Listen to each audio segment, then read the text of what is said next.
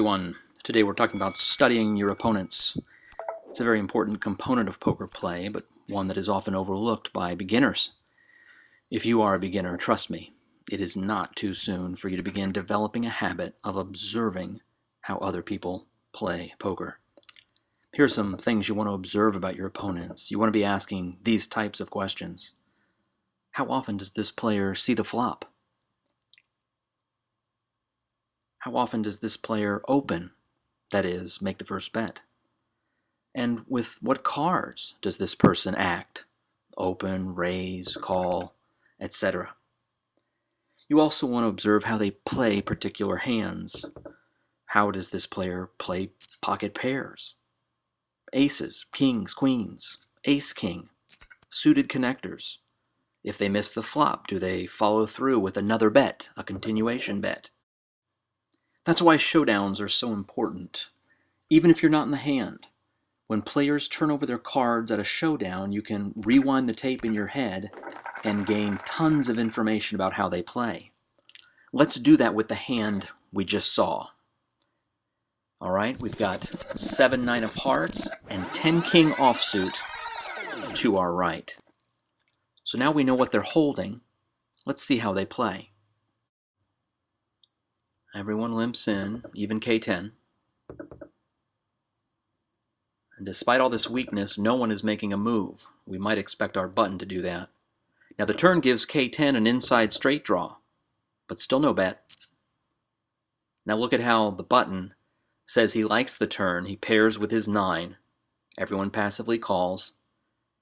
The river gives the big blind second pair, right behind the jacks. The cutoff drops out with no bet to call. Another min raise from the button. Everyone's afraid. And the big blind takes it down with second pair. So showdowns are especially helpful as you're trying to figure out what kind of opponents you're facing at the table. And one hand isn't enough to really understand someone's style of play, but it certainly helps you. Now there are dozens and dozens of questions you might ask of a player as you're trying to figure them out. You want to familiarize yourself with their idiosyncrasies. Does this person slow play when they're ahead? In what situations do they re-raise? Do they ever go all in? Do they like to wait until they've made their hand before they act? Do they bluff? Does a big bet on the river mean they've made their hand or that they didn't make their hand? Do they trap? How do they act in early position if they didn't connect on the flop with ace-king? Do they check raise? Do they have a weak when strong and strong when weak pattern? All of these things will give you a picture of your opponent's style of play.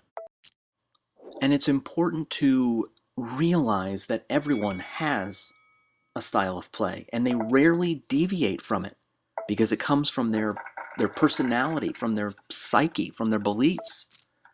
So from how they play 2 or 3 hands, you can extrapolate how they will play in many other situations.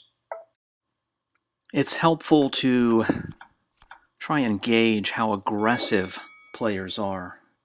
Very aggressive players are sometimes called maniacs. They're hard to play against because they're unpredictable and because they frustrate other players. They'll get caught bluffing but then turn around and bet the same way with aces.